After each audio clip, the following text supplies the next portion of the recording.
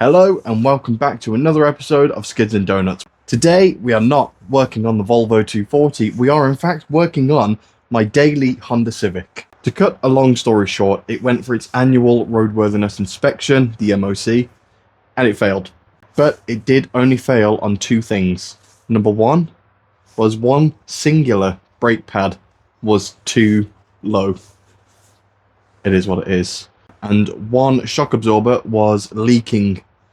So we're going to replace both the shock absorbers on both sides, the brake discs and the brake pads, and hopefully we'll pass an MOT at the end of it. Let's find out. So before jacking up a car and diving straight into work, I do like to inspect everything first, just give it a once over whilst it's here. And I found out the shock absorbers are one of those where it's hidden like under the cowls. So I think all of that needs to come out, like all the plastic stuff. That's going to be a bit annoying.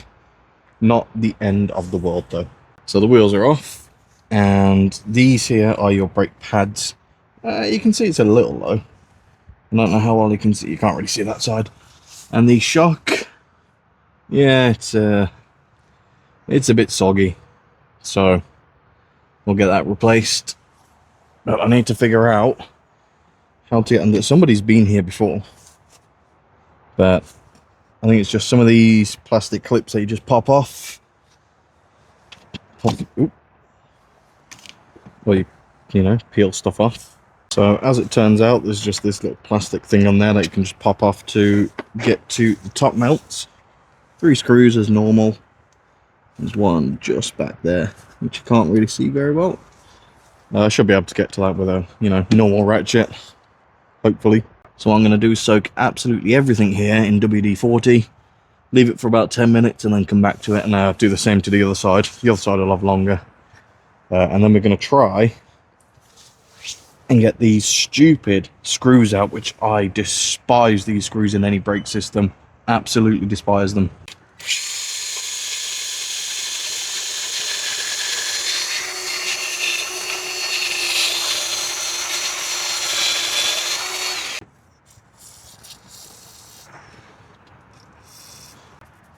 It looks like the original Honda shock absorber. So it's lasted, what's the car, 2010, so 15 years and 140,000 miles, which isn't bad for the old girl. So I'm going to wire wheel off the other side, spray that down, and then we'll try and, get it all out. Alright, before we begin disassembling everything, the one thing we need to do is try and get these stupid little bolts out. So, I've ground off the rust. Will it work? Probably not, because these things always break.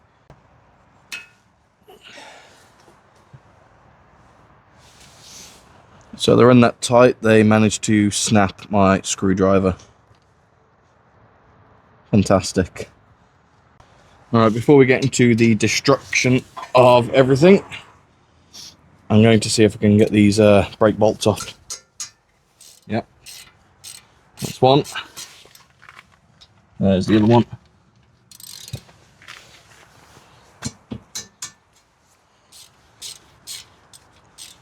Both of those came out easily.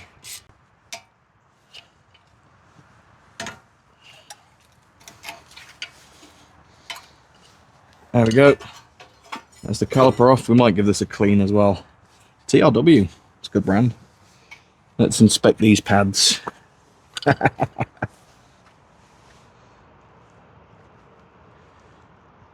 They're not awful. I mean, the other side's probably worse. I did have a lot of warpage, like from when I brought the car, and you probably can't see well on the camera, but there's warpage there, definitely warpage, and you can feel it on the braking. So for brake jobs and the sorts, an impact makes incredibly light work of things like this, where they've been heated so much that you can't really get them out.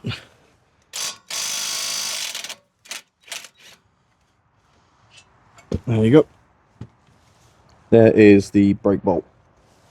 Well, that just comes out like that. And I'll give this a good clean as well. But that means we can now start drilling out the disc.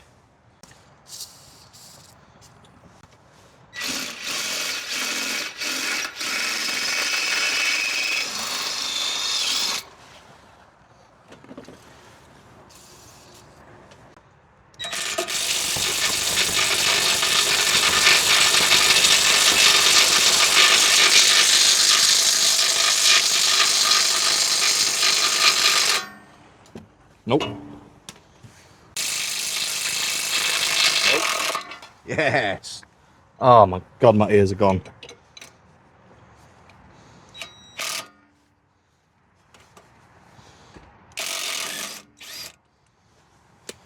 Woo! I mean, you can see the WD-40 actually. You can see the WD-40 actually did manage to penetrate, but I thought, well, I guess we've got to rattle the hell out of this one a bit. God damn. It's so loud.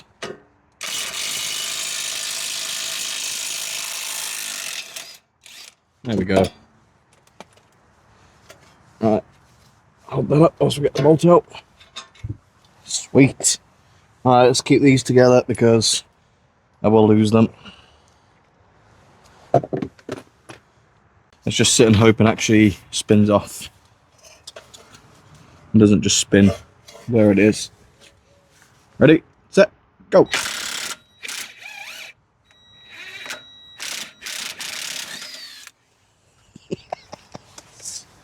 Oh, that never happens. Sweet, that looks like all of that shock tower is done. Just a nice easy tip for you as well. When you're taking things off, like say this drop link for example, when it's off, just stick the nut back on it or the bolt, whatever you've got at the time, just so you don't lose them or get them mixed up. I know some old timers will be like, yep, I've been doing that for 50 years, but I have not. And I've lost a lot of bolts. Oh, yeah, it comes off. I say these ones should come off pretty easily. Right. See if we can get these back ones. The back ones, I'm hoping I don't lose the nuts too, because that would not be a good time. If I hold it and unscrew it, whoa, she's out. There we go. There's a Honda Civic shock tower, and you can see it's nice and oily, just like my hands. So we'll do this side first, get that side all buttoned up, and then we'll stick on that side over there. Naturally, you can do this whilst it's in the car. You probably should before you take it all out. But you compare the new shock to the old shock and just make sure everything lines up where it should, and it looks like it does. So we're going to get the Widowmakers out, compress the spring, take the top half, swap it all over to this side, pop that back in, pop the new brakes on, done.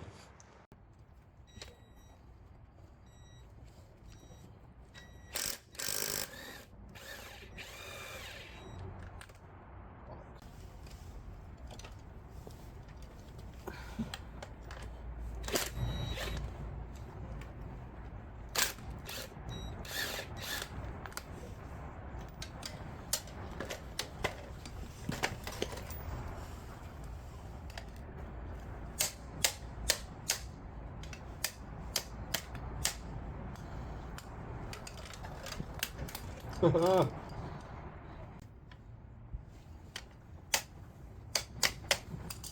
we go, we're out. There's our old shock. And you can see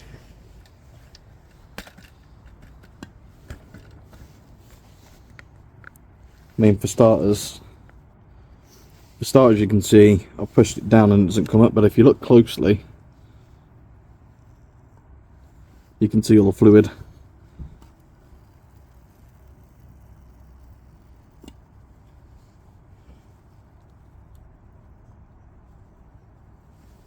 So those seals are blown. And it says, do not open. I don't know if there are repair kits for those, but that's dead. But thankfully, we've got Falcos. Well, I didn't realise my phone stopped recording because I ran out of space, believe it or not. But we are all buttoned up. We've got new shock tower all pieced together. Old spring, old top hat still. But now we can chuck that back in the car, whip it all together, and then put all the brakes together. I didn't film it because it takes a long time and I don't have a lot of storage left. But that is mostly buttoned in. Looks quite good. I did have a bit of an accident where the the axle popped out a little bit. My own mistake. That's back in now. You just have to push them back in, like get the right orientation, and then they just push back in. I say almost done. I just need to button up the top mount, and suspension on this side is done. We just need to chuck on the new brake discs, brake pads.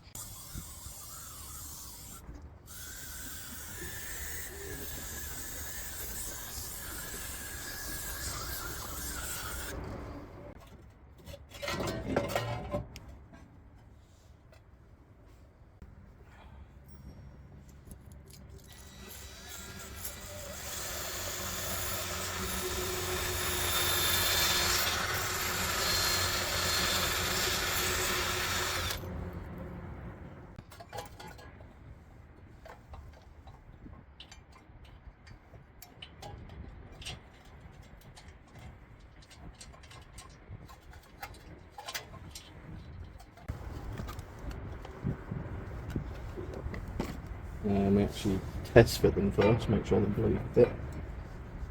Yeah, perfect. A bit of grease on each end. Again, you don't need a lot. That stops them squeaking and seizing and all that fun stuff. And then just on the back of it, add a little bit more where the caliper sits against the pad. Not too much, you just want a thin coat. Again, you don't want any of this flinging up and touching the actual brake disc.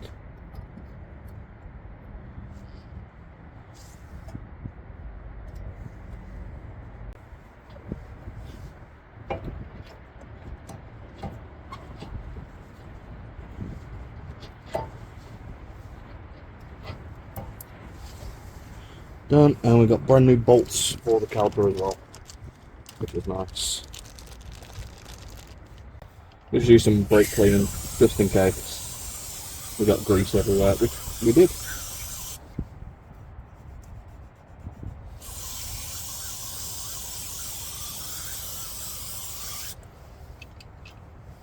Right, she's looking good. This side's all buttoned up. Just got to do the top mount. That is the passenger side of the car, all properly buttoned up, and all the, you know, pieces come back together. Forget what they're called, trim pieces, like for the inside. This side's good, so I'm going to tidy up all the mess I've made, take it for a quick spin, and then hopefully I can call the MOT place and get my inspection done.